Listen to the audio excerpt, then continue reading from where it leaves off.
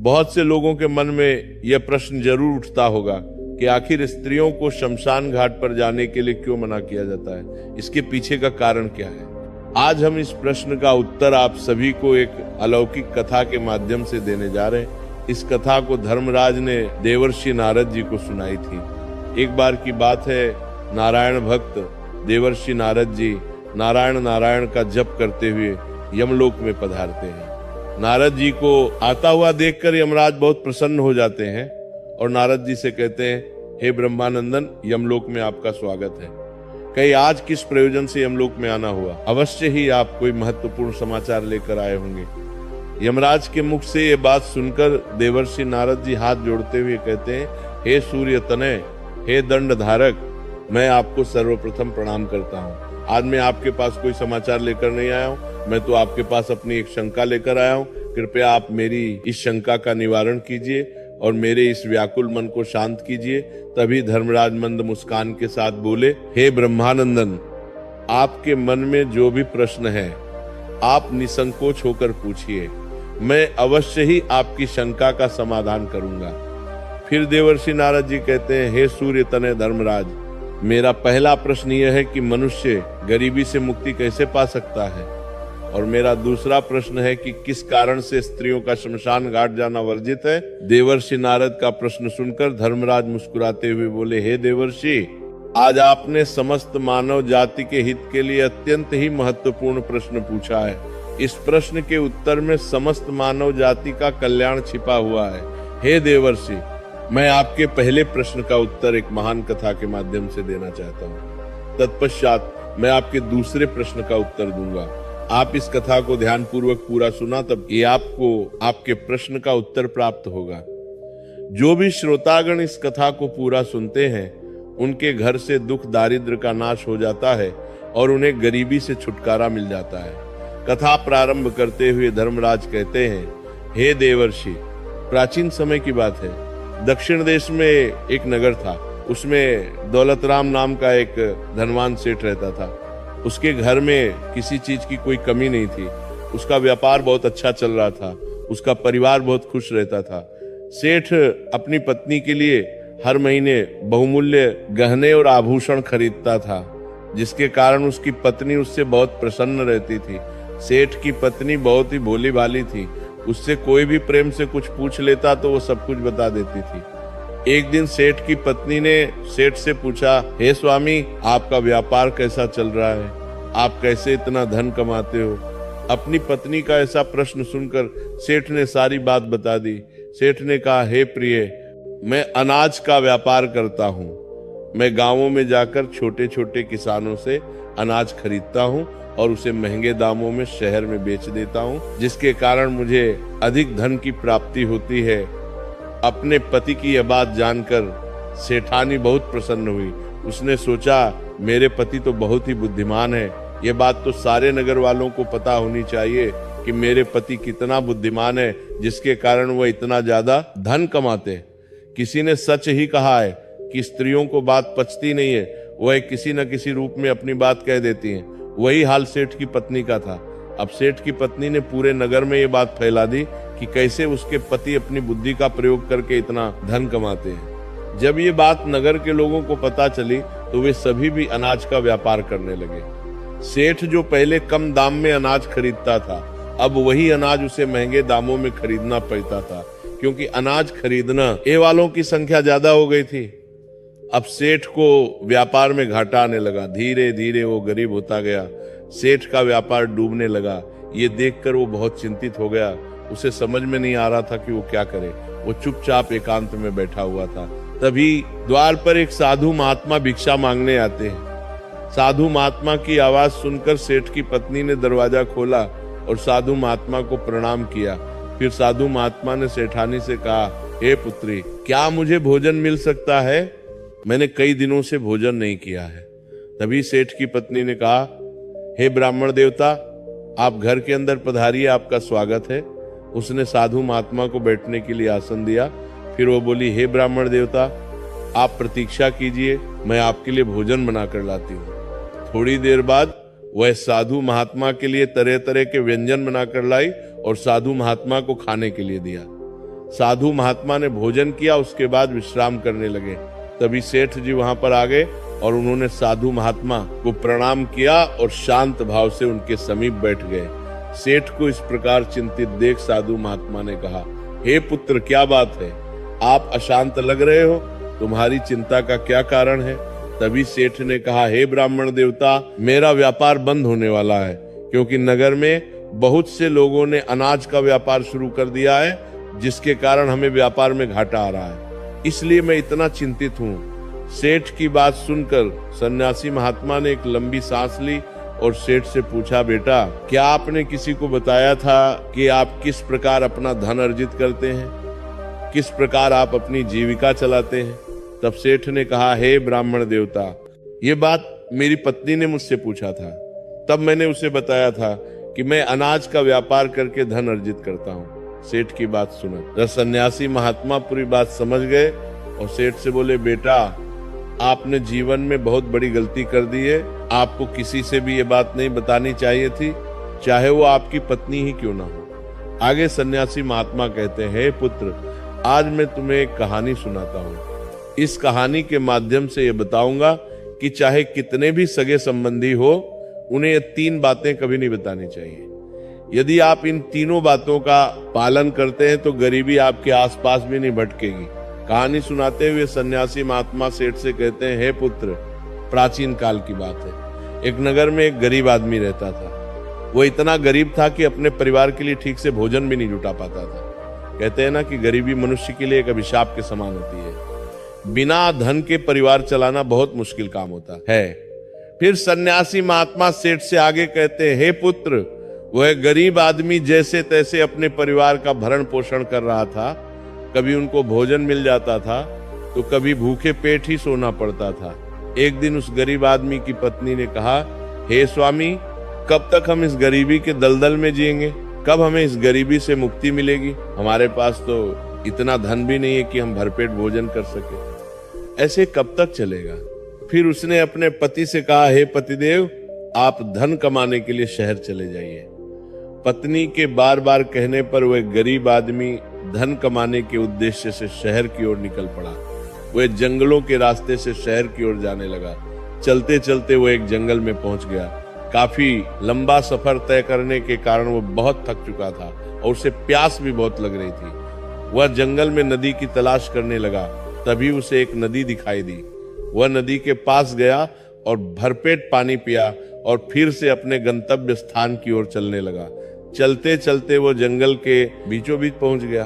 तभी उसे एक विशाल का ये वटवृक्ष दिखाई दिया, जो अपने चारों ओर एक दिव्य आभा बिखेर रहा था। उसकी शाखाएं मानो आकाश को छू रही थी और उसकी जड़ें धरती को गहराई से बांध कर रखे हुए थी। उस वृक्ष के चारों तरफ एक शांत वातावरण था और ठंडी ठंडी हवा बह रही थी। वह बेचारा गरीब आदमी उस पेड़ के नीचे बैठकर आराम करने लगा। आगे की कथा सुनाते हुए सन्यासी महात्मा सेठ से कहते हैं, हे पुत्र, वह गरीब आदमी वटवृक्ष के नीचे आराम से लेटा हुआ था। तभी उसने देखा जंगल से एक विशालकाय सर्प आया और पेड़ पर चढ़ गया। वह गरीब आदमी यह दृश्य बहुत ही खामोशी से देख रहा था और मन ही मन सोचने लगा कि यह सांप इस वटवृक्ष पर क्यों चढ़ रहा है। उसके मन में यह जानने की उत्सुकता हुई और वह उस सांप के पीछे पीछे पेड़ पर चढ़ने लगा।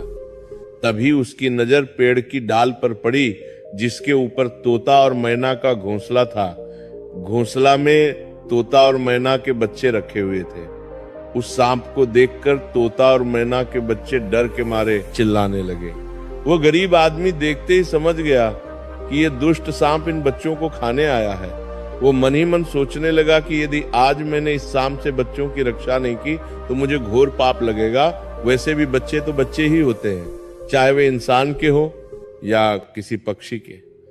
बच्चों की हमेशा रक्षा करनी चाहिए। उधर वो सर्प उन बच्चों के पास पहुंच जाता है। तभी वो गरीब आदमी जल्दी से पेड़ की एक टहनी तोड़ता है और सर्प के ऊपर प्रहार कर देता है। जैसे ही डंडे का प्रहार सर्प के ऊपर पड़ता है, वह पेड़ से नीचे गिर जाता है और जंगल की ओर भाग जाता है। फिर वह गरीब आदमी उसी वटवृक्ष के नीचे आकर लेट गया उधर तोता और मैना के बच्चे अपनी रक्षा करने वाले उस गरीब आदमी को भगवान का रूप समझकर मन से दुआएं देने लगे। उसी समय तोता और मैना अपने बच्चों के लिए जंगल से दाना लेकर आ जाते हैं। अपने माता पिता को पास आया देख तोता और मैना के बच्चे बहुत खुश होते हैं और उन्हें पूरी घटना बताते हैं और कहते हैं, हे माँ, इस वृक्ष के नीचे जो मनुष्य विश्राम कर रहा है वह हमारे लिए ईश्वर का रूप बनकर आया था, जिसने हम सबको सर्प का आहार बनने से बचाया है। इसी मनुष्य ने उस भयानक सर्प को मारकर भगाया था और हमारे प्राण बचाए। हम इसके कर्जदार हो गए हैं। अगर ये मनुष्य उस सर्प को नहीं मारता तो आज हम काल के गाल में समा चुके होते। आज से हम सब इसके आभारी हो गए। अपने बच्चों के मुख से उस व्यक्ति की प्रशंसा सुनकर तोता और मैना बहुत खुश होते हैं। फिर तोता और मैना उस गरीब आदमी के पास जाते हैं और उसका धन्यवाद करते हुए कहते हैं, हे भले मनुष्य, आज आपने हमारे बच्चों की जान बचाकर मुझ पर बहुत बड़ा उपकार किया है। हम दोनों आपका ये उपकार कभी नहीं भूलेंगे। फिर तोता और मैना ने उस गरीब आदमी से पूछा, हे भले मनुष्य, आप कौन हैं और आप कहाँ जा रहे हैं? मित्र, तोता और मैना के पूछने पर वह गरीब आदमी कहता है, हे पक्षियों, मैं एक गरीब आदमी हूँ और धन कमाने के लिए शहर जा रहा था। काफी लंबा सफर तय करने के कारण मैं थक गया था। तभी मेरी नजर इस वट वृक्ष पर पड़ी, जिसकी शीतल छाया के नीचे बैठकर मैं आराम करने लगा। तभी मैंने देखा कि एक दुष्ट सर्प तुम्हारे बच्चों को खाने के लिए तुम्हारे घोंसले के पास जा रहा था। उसी समय मैंने अपने मनुष्य धर्म का पालन करते हुए उस सर्प को मारकर भगा दिया। फिर तोता और मैना बोले, हे भोले मनुष्य, तुमने हम पर बहुत बड़ा उपकार किया है। संसार में सबसे बड़ी खुशी बच्चों से होती है। बच्चों से अधिक प्रिय तो किसी को कोई नहीं होता। आप भी तो धन कमाने अपने बच्चों के लिए जा रहे हैं।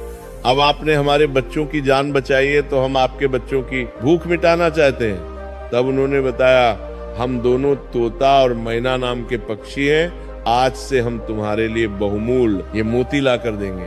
हमने सुना है कि ये मोती मनुष्यों के लिए बहुत मूल्यवान होते हैं।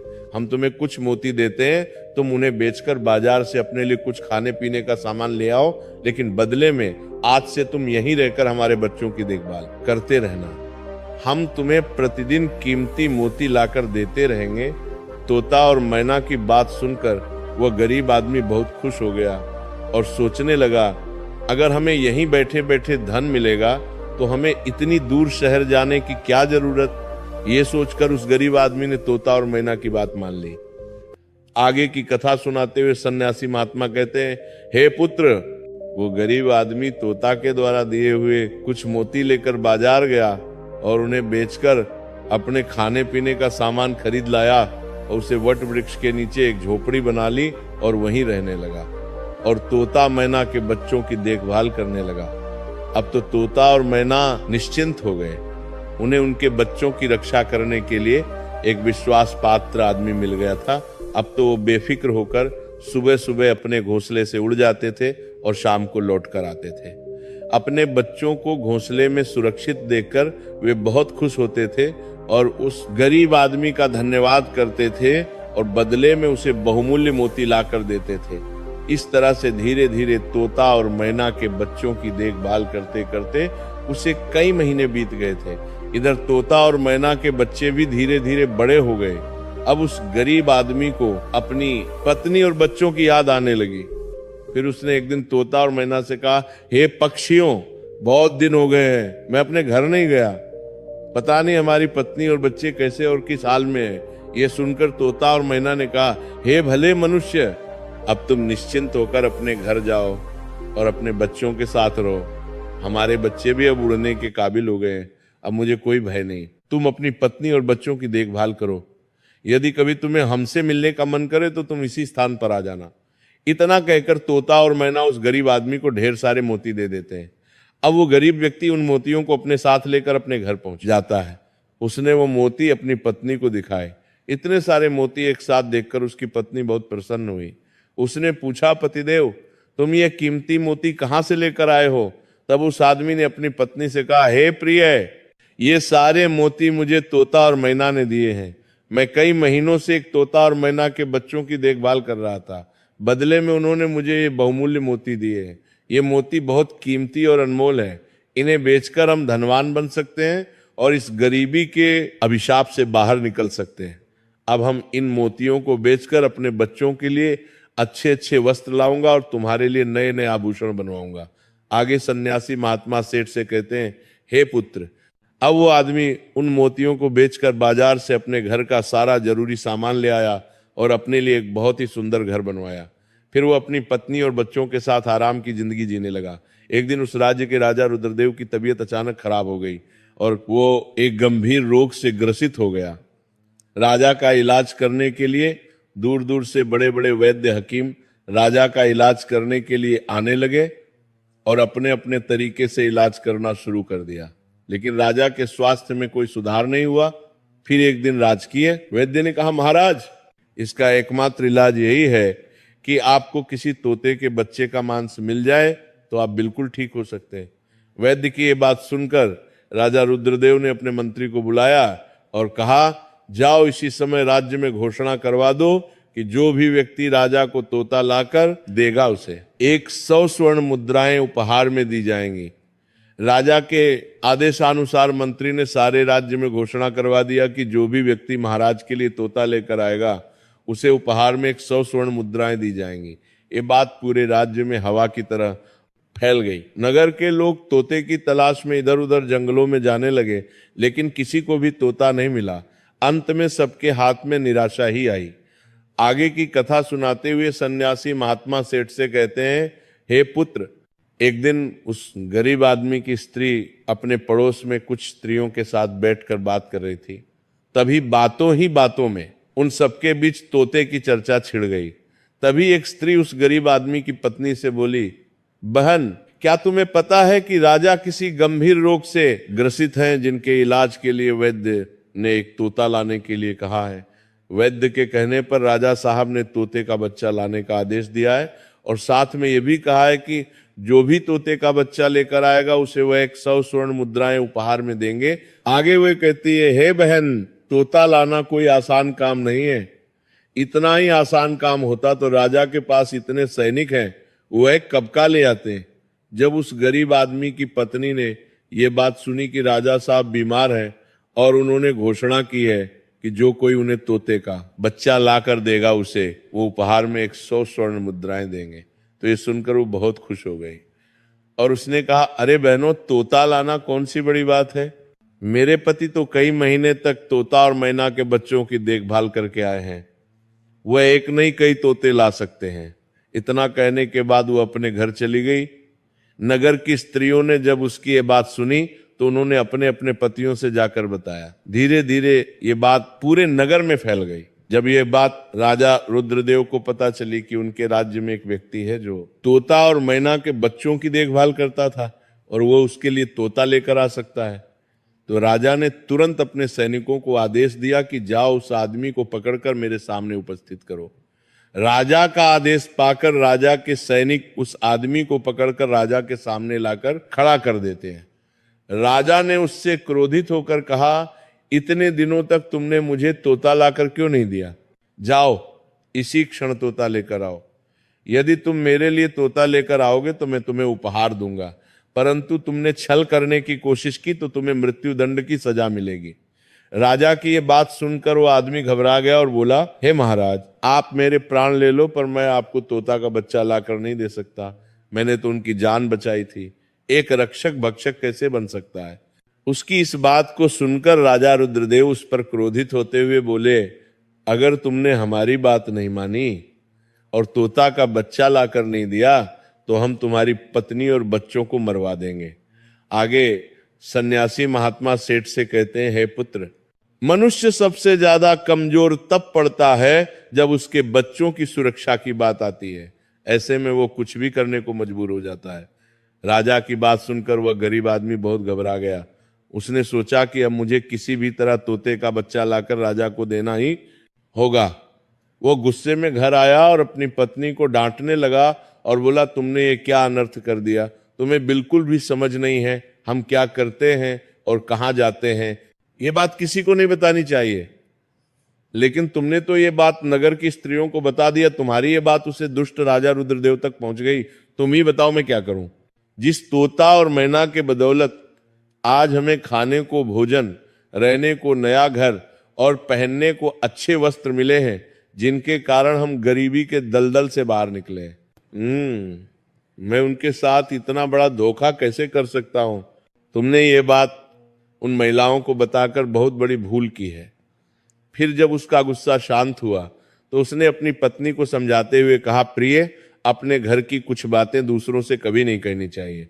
पहली बात, आपके घर में कितना धन है और आपकी कमाई का स्रोत क्या है, ये बातें दूसरों से कभी नहीं बतानी चाहिए। दूसरी बात, घर में आपसी प्रेम की बातें, पति पत्नी के प्रेम की बातें बाहर वालों के सामने नहीं करनी चाहिए। तीसरी बात, आपसी लड़ाई झगड़ा, मतभेद, मान अपमान की बातें कभी दूसरों के सामने नहीं करनी चाहिए, वरना लोग हमारी गुप्त बातें जानकर, हमारी कमजोरी को समझकर हमारा फायदा उठाते हैं। चौथी बात, अपनी कमजोरी दूसरों के सामने ना बताएं और अपनी उन्नति का राज किसी को ना बताएं। जिन बातों के कहने से आपके परिवार पर दुख आ सकता है। आगे सन्यासी महात्मा सेठ से कहते हैं, हे पुत्र, इन बातों के अतिरिक्त मनुष्य को उन बातों को अपनी स्त्री से नहीं बतानी चाहिए जिन बातों से घर की मान प्रतिष्ठा नष्ट होती हो, परिवार पर संकट आता हो, किसी की जान जाती हो, परिवार में फूट पड़ती हो या आपके रिश्ते खराब होते हो। क्योंकि कहते हैं कि स्त्रियों के पेट में इस तरह की बातें पचती नहीं है, वो बहुत जल्दी प्रसन्न होकर दूसरों के सामने सब बातें बोल देती हैं। आगे सन्यासी महात्मा कहते हैं, हे पुत्र, वह गरीब आदमी अपनी पत्नी से बोला, हे प्रिय, तुम्हारी ये एक गलती आज हमारे परिवार को मौत के मुंह में डाल रही है। यदि तुमने इस बात को छुपा लिया होता तो आज हम निर्भय होकर अपने घर में खुशहाल जीवन व्यतीत कर रहे होते। अब राजा की आज्ञा है तो तोता का बच्चा लाकर राजा को देना ही पड़ेगा। यदि मैंने उनके आदेश की अवहेलना की तो वो पूरे परिवार को मृत्यु दंड दे देंगे। इस पाप के लिए भगवान मुझे कभी माफ नहीं करेंगे। जिन बच्चों की मैंने इतने दिन देखभाल करी, जिन्हें मैंने काल के गाल से बचाया, अब मैं उन्हें किस प्रकार मौत के मुंह में डाल सकता हूं? तभी उसकी पत्नी कहने लगी, हे पतिदेव,